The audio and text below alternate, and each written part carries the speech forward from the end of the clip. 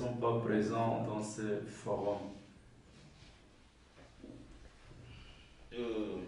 Merci. Merci pour votre suggestion. Nous avions dit qu'une commission électorale doit associer aussi la société civile, parce que ce sont eux qui sont indépendants. Alors, nous allons au moins prendre bonne note de votre suggestion pour voir dans quelle mesure que les autorités angolaises et ensemble avec l'opposition puissent au moins revoir cette commission nationale qui peut demain au moins être vraiment au moins une commission digne de son nom. Voilà. Realmente nós aqui ouvimos e também propomos que a comissão em questão que possa fazer parte ou podem fazer parte membros da sociedade civil e tantos outros que para que possa haver o equilíbrio e a independência desta comissão eleitoral. Pour la deuxième question, à propos de l'absence des membres de l'ambassade de l'Angola, je passe à celui qui est chargé des relations extérieures, qui est souvent en contact.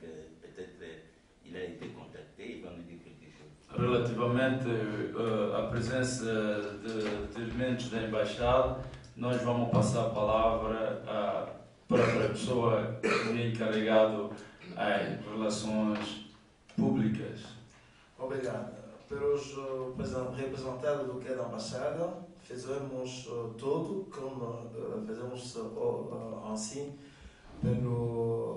para outras pessoas. Nous avons tout fait comme nous avons fait aussi à tout le monde. On a envoyé des invitations partout.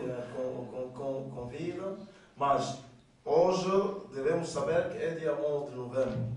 Há aqui na Bélgica, na Europa também, muitas atividades. É possível que aquelas pessoas venham aqui depois, eu não sei o que mais. Fizemos tudo para convidar toda a gente. Nous avons fait le mieux possible d'inviter les agents de l'ambassade, mais savez-vous qu'aujourd'hui c'est 11 novembre où les gens sont remplis les calendriers sont remplis. Il y a la fête aussi internationale, il y a tout ce qui est possible, mais bon, pour moi, ce n'est pas une justification. Merci. Vitor. Muito obrigado. Agora eu vou fazer uma sugestão. Eu já me apresentei naquela hora, sou o senhor Domingos Vitor Keller.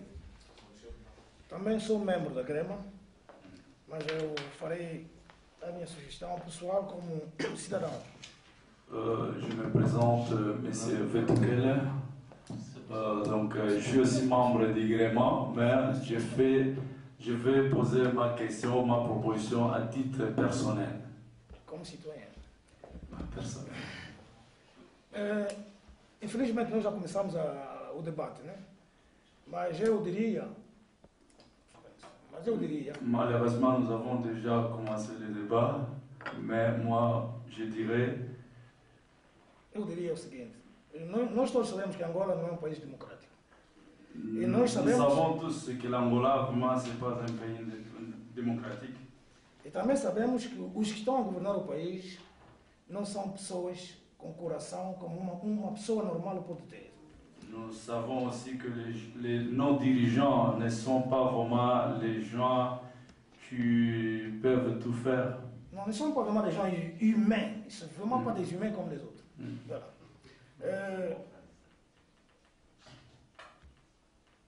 A Grema, neste momento, propôs o tema de hoje, que falamos sobre as eleições. Deixa-me só acabar, posso traduzir sozinho em francês depois. Tudo que nós vamos tratar aqui em Angola já se tratou 1001 vezes. Como o colega aí, o Nelson, diz que não podemos fechar as nossas bocas quando ainda temos a possibilidade de falar. Isso sim, senhor, concordo. Eu até vou louvar essa ideia, essa iniciativa da Grema. Mas com muita consciência e pessoal, cada um de nós tem que refletir será que nós vamos desbloquear a situação, mesmo com o peso que a UNITA tem em Angola, com os deputados e tudo, mesmo que Samakuva já falou N vezes, porque o MPLA qui s'abat dessus, mais n'apporte toujours rien. On a l'ENITA, par exemple, qui a le poids essentiel, mais jusque-là, donc il n'y a pas encore de résultats positifs. Mais à part ça, parce que le MPLA est insensible.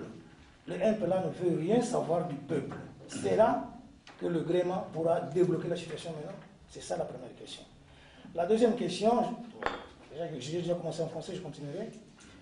La deuxième n'est pas une question, c'est une proposition.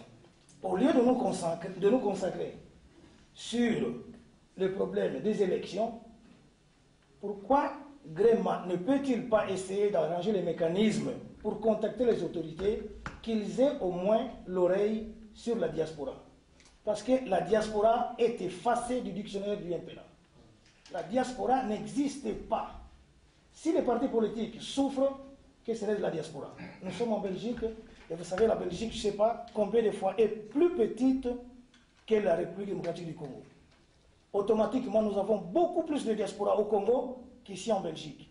Et ceux qui sont au Congo jusqu'aujourd'hui n'ont pas encore été écoutés. Est-il vrai que nous serons écoutés? Alors moi, je crois que Gréma devait vraiment concentrer ses efforts de forme que notre gouvernement ait la sensibilité vers la diaspora. Parce qu'eux aussi, ils sont venus de la diaspora. Donc, si on débloque le problème de la diaspora, on pourra présenter toutes nos questions ou toutes nos préoccupations. Si la question n'est pas débloquée, la preuve en est que les hommes de l'ambassade en soi ne sont pas ici. Parce que pour eux, pour le MPLA, qu'est-ce que la diaspora apporte? Ils s'en foutent bien.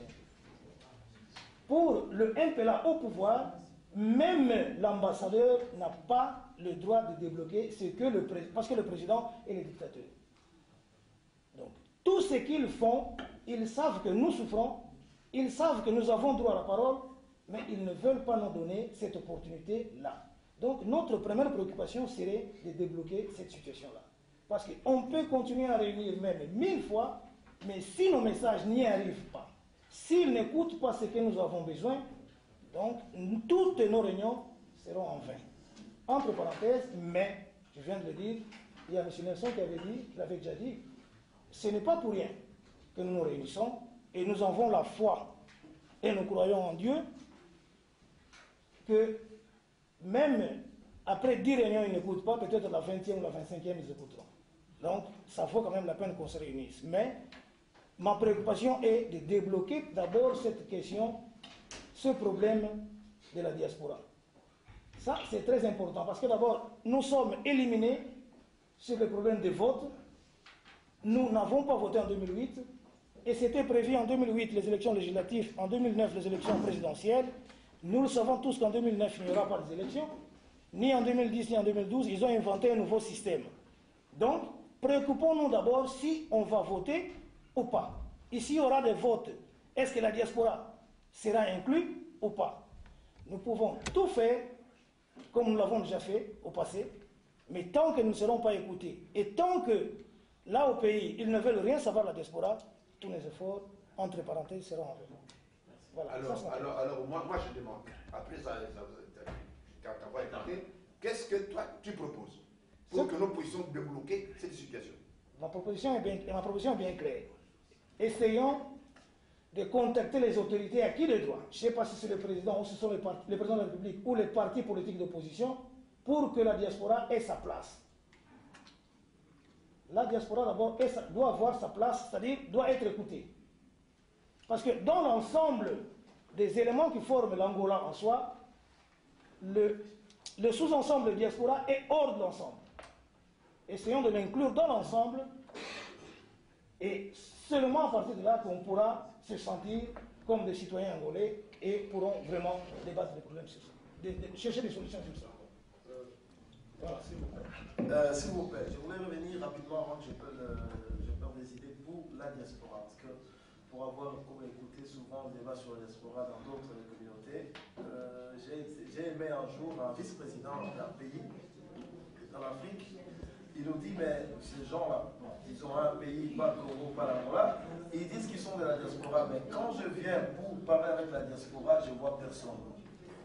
Nous disons que la diaspora se constitue, mais nous oublions que l'ensemble des diasporas, c'est comme ça. Mais il faut que ça soit composé des éléments. Mais quand c'est vide, le mot diaspora existe dans le dictionnaire. Nous, la diaspora, ça sera lui, toi et moi. Mais il y a quand même un certain quota qui nécessite que ceux-là sont de la diaspora, alors ils ont fait ceci, ils ont demandé. D'où, moi j'ai envie de dire directement, parce que nous devons nous faire attendre.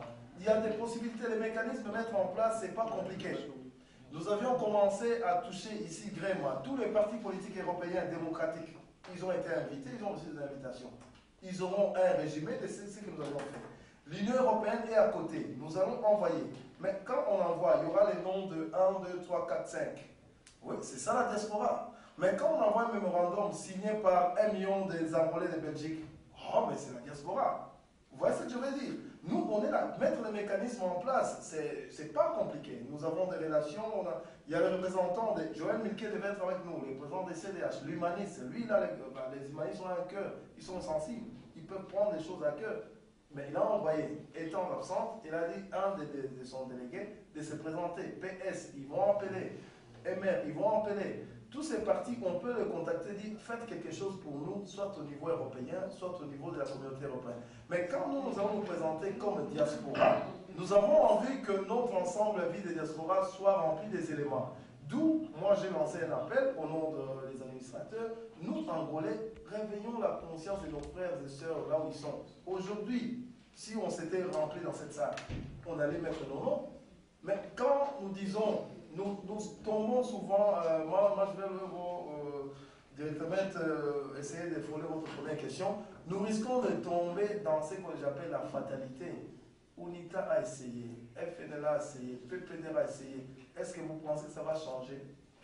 Donc, tout petit cannabis, laissons, abandonnons. Non! Il faut dire que même s'ils ont essayé, nous pouvons encore continuer. Mais comment? Les mécanismes, la diaspora est là. Essayons de nous montrer actifs dans des réunions comme ça. Il y a beaucoup de mouvements des Angolais. Bon, il y en a qui bouffent l'argent du pouvoir pour dire mais non. Mais quand on est neutre, on a envie de se faire attendre, manifestons-nous, n'hésitons pas. Nous allons présenter les documents à l'ambassade, auprès des autorités. Ils diront la diaspora s'est réunie. Quand ils vont voir, il n'était que 12. Quand ils vont voir, il n'était que 100. Mais oui, pourtant, nous avons au moins 300 000, plus de 300 000 Angolais. J'ai vu les statistiques ici en Belgique. Et si on se sensibilise, on peut se renforcer et dire nous, on ne veut pas ça. Ah, madame, s'il vous plaît. Bonsoir à tout le monde. Oui. Moi, je voulais savoir parce que j'ai compris qu'il y a des élections en Angola à 2012. Avec qui? Quel parti? Parce qu'en Angola, on n'a rien qu'une partie. C'est ça que je voulais savoir. Bon, en attendant de revenir à la question des vétos, en fait, je vais d'abord commencer à répondre, madame. Je demande à mon frère Veto de prendre un peu de patience parce que vous avez posé un problème tellement délicat. Nous en allons parler. Merci, madame, pour l'intervention. En fait, en Angola, ce n'est pas seulement l'MPLA qui est là comme parti. Donc, vous avez suivi l'histoire de notre pays. Notre pays a connu d'abord 3 mouvements de libération. Donc, ces 3 mouvements ont des partis. C'est-à-dire, il y avait l'MPLA qui est au pouvoir actuellement, il y a l'FNLA, il y a l'INITA. Mais de toutes les façons, après, en 90, il y a d'autres partis qui se sont créés, dont parle le PDP-ANA, dont certains des représentants du PDP-ANA sont avec nous ici. Donc il y a plusieurs partis. Mais à l'heure qu'il est, il y a 5 partis qui font partie de l'Assemblée nationale. Donc il y a MPLA, FNLA, UNITA, NDA, ND, qui encore? Il y a 4 au moins. Donc, au moins, il y a 4. Donc, c'est-à-dire, c'est pas seulement... PRS, C'est 5 alors. Il y a 5 partis. 6 partis à l'Assemblée et au total 132 partis. Donc en fait, il y a beaucoup de partis en Angola, il y a des partis que vous allez voter. C'est pas seulement l'MPLA, madame. Voilà. C'est pour le nom qu'il n'y a pas de représentants en Angola. Pardon? Parce que tout, c'est MPLA qui avait ça. Ici, on a des partis, parce qu'on est ici en Europe, c'est un pays développé. On voit aussi tout ce qui se passe à la télé. Mais en Angola, je pense pas, parce qu'en Angola, on n'a rien que des canaux pour la télévision, premièrement. Il y a l'autre qui fonctionne de 14h jusqu'à 18h, c'est fini. Il y a d'autres qui commencent à 12h30 jusqu'à 1h du matin, c'est fini. Voilà, je suis là, vous êtes mal informé. L'Angola actuellement possède 4 canaux de télévision. Pour le moment, actuellement, mais avant. On continue le débat. Merci, madame. Mais c'est ça, le débat il continue. La façon que notre pays est en train d'évoluer dans la démocratie, c'est pas facile parce que l'MPLA est resté au pouvoir combien d'années? Donc, le fait qu'il est resté au pouvoir tant d'années, ils n'ont pas encore cet esprit de la démocratie. La culture. Voilà, cette culture de la démocratie. Alors, nous devrons aller graduellement. C'est ainsi que je reviens encore au problème que Veto a posé. C'est-à-dire, nos travaux ici au sein de Créma, ce sont les réflexions qui sont nécessaires. Parce que ces réflexions sensibilisent comme les autorités qui sont de pouvoir, comme la communauté internationale. Pourquoi? Un jour, Créma peut proposer que, vraiment, vu la situation désastreuse que nous avons connue en Angola, qui a divisé les Angolais, il faut au moins aller, non seulement parce que le parti est majoritaire, il faut aussi associer d'autres partis, même minoritaires, pour équilibrer la démocratie. C'est ça notre souhait. Ce sont des recherches, ce sont des informations, ce sont des sensibilisations. Donc nous ne pouvons pas croiser les bras malgré les partis au pouvoir ne nous entendent pas. Nous devrons continuer de telles réflexions. Ça va servir. C'est ainsi que nous sensibilisons tous les Angolais de la diaspora qui puissent venir nous rejoindre au sein des Créma, de façon que nous puissions réfléchir et nous pouvons aussi donner une solution à ce que notre frère Vétokel a demandé que est-ce que l'État au pouvoir va écouter la diaspora, mais il faut créer des mécanismes. Nous avions créé la Fédération des associations angolaises au niveau de l'Europe. Ça n'a pas abouti. Pourquoi?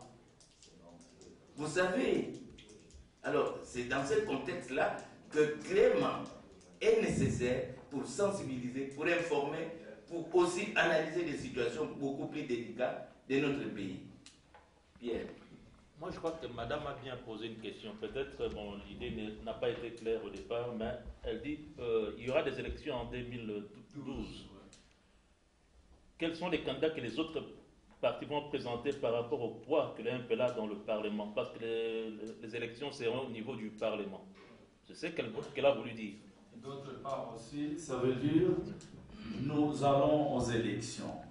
Mais qu'est-ce que nous préconisons? Est-ce que nous sommes sûrs d'aller dans ces élections? Qu'est-ce que ça va nous apporter?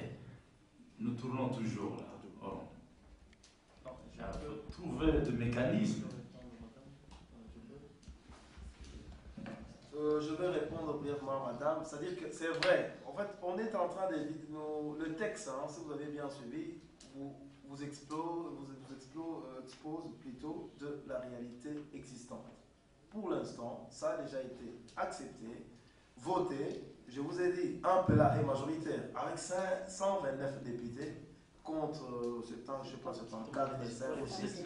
Donc, quand on va voter au Parlement, rassurez-vous qu'un député ne peut plus jamais voter contre son parti. Hein. Logiquement, ça ne se passe pas. Tu deviens très très puissant, tu quittes le parti. Donc, 129 et 74, du coup, c'est les 129 qui gagnent, hein, donc mathématiquement parlant. Alors, déjà, les 129 avaient ratifié, donc réformé la Constitution qui nous a amené à la Troisième République. Et c'est la Troisième République qui dit que désormais, nous n'aurons plus les élections comme présidentielles dans la rue. Enfin, disons, le peuple ne viendra plus jeter sa carte, son bulletin dans les urnes. Désormais, ça ne se passera qu'au niveau du Parlement. Hélas. Or, au Parlement, il est majoritaire sur la liste des partis. Donc, sur la liste des partis qui sont majoritaires au Parlement. Or, MPLA, il est majoritaire et Eduardo Santos occupe la liste des partis. FNLA, il a aussi un numéro 1 en liste des partis. Les autres partis aussi. Donc, on doit élire, mais pas le peuple, au niveau des parlements, les listes, le numéro 1 de ces listes et des partis. Je veux corriger là. Ce n'est pas le vote des parlementaires ou des parlements, mais il y a des élections législatives à les voter les partis. Mais chaque parti a la tête des listes. Et c'est lui-là qui sera automatiquement le président du pays, le parti le plus voté. Bon, moi je voudrais intervenir un peu justement sur ce sujet de l'élection présidentielle. Parce que quand je vois ici dans la Constitution, il est dit é eleito presidente da República o cabeça de lista, não, c'est pas nécessaire, o cabeça de lista mais votado. Mais votado. Ben, nous avons en Angola 6 partis qui sont au Parlement. Il y a 5 qui sont au Parlement, il y a un qui est en dehors du Parlement. S'il vous plaît, suivez. Nous avons 6 partis.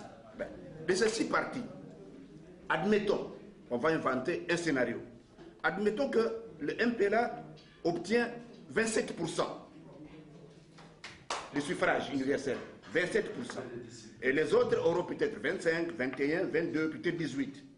Et alors, au parti du match votado, c'est 27%. Voilà. Donc, la tête de liste de ces 27% est automatiquement président de la République. Dans un pays de 16 millions d'habitants, 9 millions d'électeurs, 27% est président de la République. Vous ne croyez pas que ça mérite une réflexion là-dessus? Vous ne croyez vraiment pas? Bien, je crois que c'est clair ce que vous venez de souligner.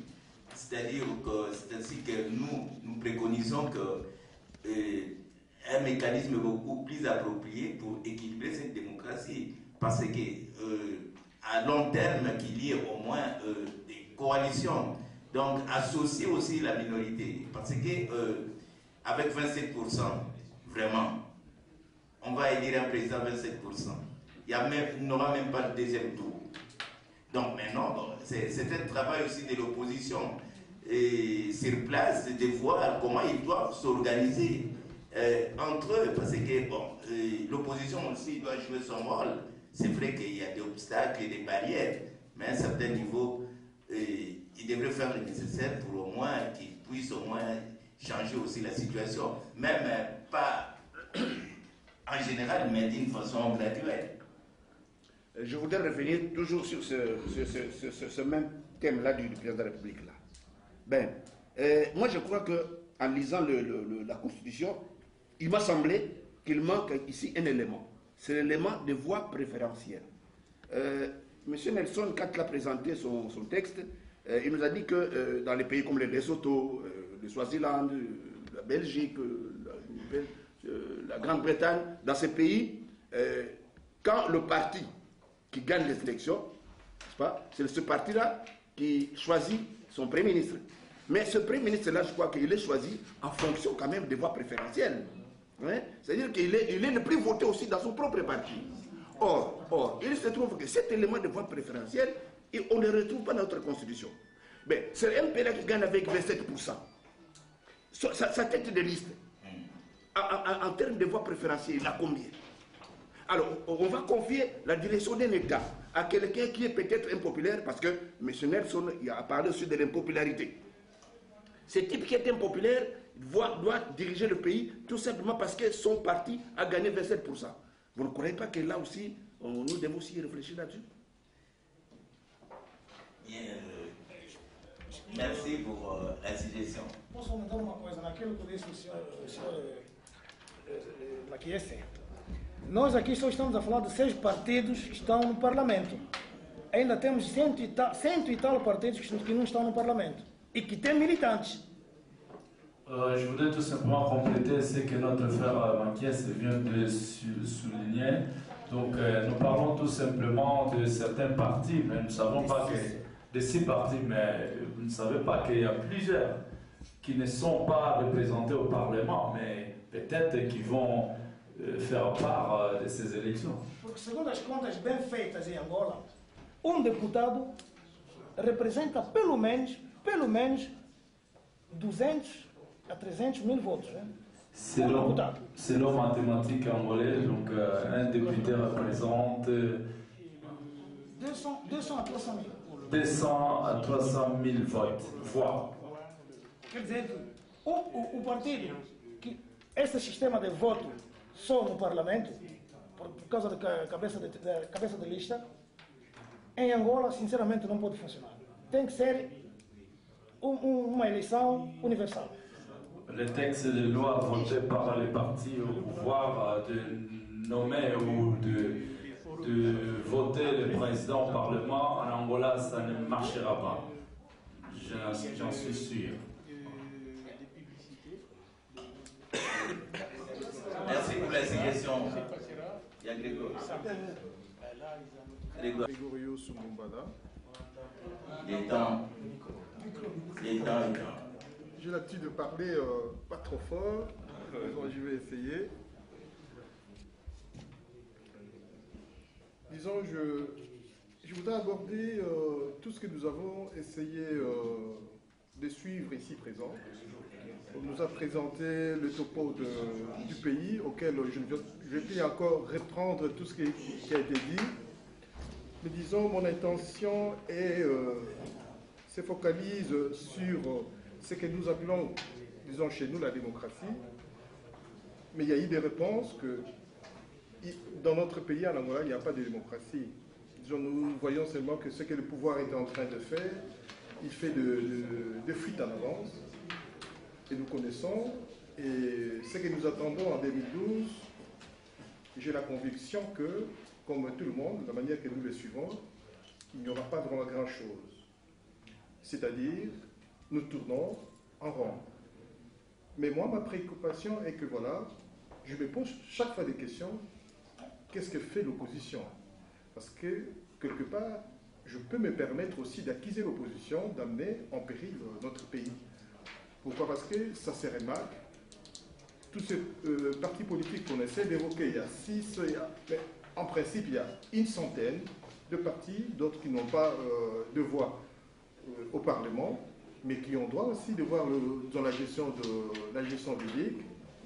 Malheureusement, tous ces 6 partis qui sont au Parlement ne font pas aucun effort de contacter ni même la diaspora pour essayer un peu de pousser d'autres idées qui pouvaient bien amener notre pays d'aller vers un chemin auquel nous tous, nous espérons voir le changement dans ce pays.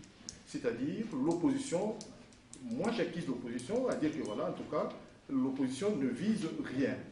Il ne discute rien pour quelque chose. Alors, la solution est de trouver, si l'opposition peut s'adresser même à la diaspora pour essayer un peu de réunir beaucoup des éléments. Quant à adresser, disons, tout ce que nous pouvons penser aux pouvoirs qui sont en place, je dirais que voilà, mon frère Vetokele l'a dit, que voilà, ce sont des gens qui sont insensibles à tout. Donc ça ne sert à rien d'aller vers leur pénal, de leur poser toutes nos idées, parce que pour eux, il faut rester éternellement au pouvoir. Mais or, la plus grande partie de la population angolaise, nous espérons au changement. Mais qui ces changements ne peut que venir, je demande à ce que l'opposition fasse un travail vraiment, ce qu'il devrait faire. Je pense, je peux m'arrêter là, et que voilà, je voudrais voir dans les jours à venir, il faut que l'opposition fasse quelque chose. Ceux qui sont à l'intérieur. On me dira que voilà, l'UNITA fait de telles démarches, l'autre parti, l'FNLA, fait autant de démarches, mais ensemble, ils n'arrivent pas à contrebalancer le pouvoir qui est sur place. Donc l'opposition a aussi une grande responsabilité. Merci, Grégory. L'administrateur général. Je crois que l'État est un parti. Oui. Pastor agora que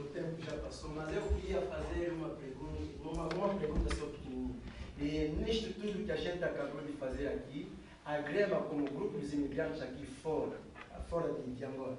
Qual é a proposta, assim que nós tentamos, qual é a proposta que o Grupo Grema tem sobre esse assunto? Qual é a vossa proposta no povo? Sur tout ce que nous venons de suivre ici, en fait, je voudrais savoir quel sera vraiment l'essor de tout ça par rapport qu'est-ce que Grema préconise par rapport à tout ce que nous venons d'aborder ici. Bien. Merci beaucoup pour la question. Je ne vois pas la personne en question. Bien. Ok, Adrien. Je crois que dès le début, nous l'avions déjà souligné, qui est l'idéal de Grema.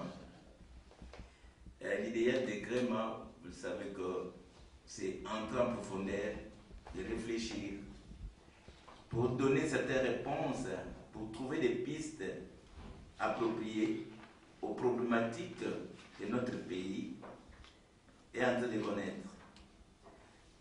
Nous avions Grema a pour préoccupation, c'est-à-dire de donner un nouveau visage à cette problématique électorale en Angola. Comme nous l'avions tous arrêté ici, qu'est-ce que nous pensons pour la Commission nationale électorale? Est-ce que ces mécanismes actuels, qui est une carte pour notre pays, est correct ou non? Donc, Grema voudrait aussi associer tous les éléments de la diaspora, de façon qu'ils puissent conjuguer ensemble certains de nos efforts pour au moins donner des réponses à toutes ces problématiques qui affectent notre pays. Parce que quand on parle que voilà, l'opposition étant désarmée, mais à partir de l'extérieur aussi, la diaspora peut faire pression et peut encourager aussi l'opposition. Cela ne veut pas dire que l'opposition ne fait rien sur le terrain. Mais ce n'est pas facile. Mais ça viendra graduellement. Si nous nous sommes sensibilisés, si nous sommes mobilisés ensemble, Grema aussi fera quelque chose.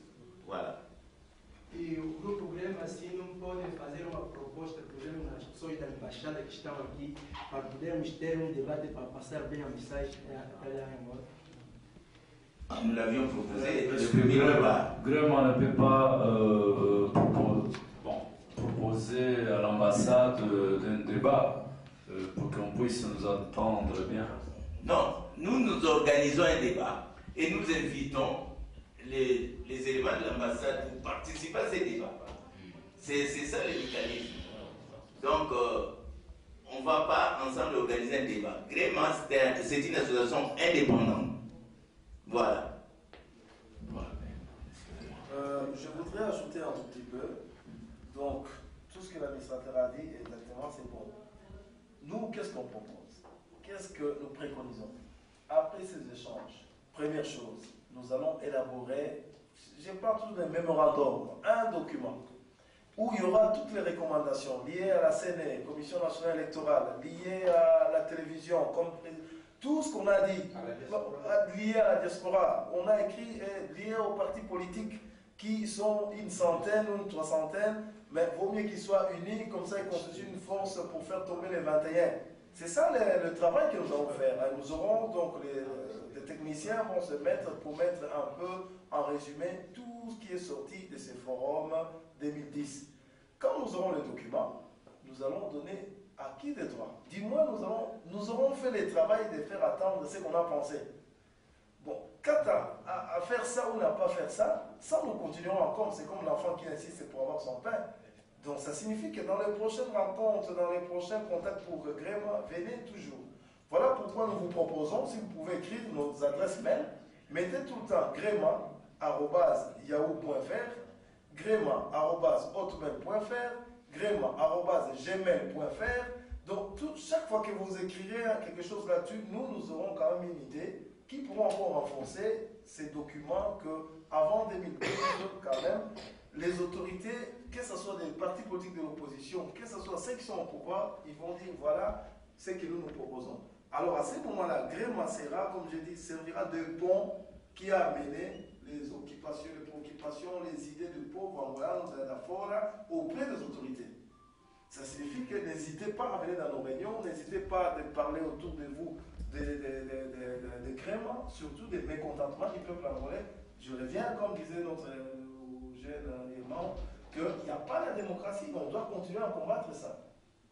Malgré que les autres ont fait, mais ne baissons pas les bras, essayons de changer de stratégie, attaquons les communautés européennes, attaquons les partis politiques européens, allons leur donner le document, multiplions les rencontres et on verra la suite. Voilà. Merci beaucoup, je crois qu'on est presque à la fin. Nous allons prendre note de tout ce qui a été dit ici. Et nous allons au moins constituer un mémorandum avec des recommandations et vous serez informés. Si possible, on ne manquera pas de vous parvenir des recommandations.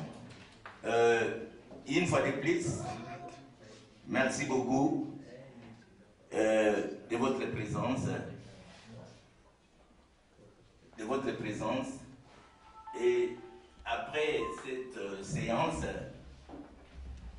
nous offrons un petit verre de rafraîchissement après avoir tant parlé.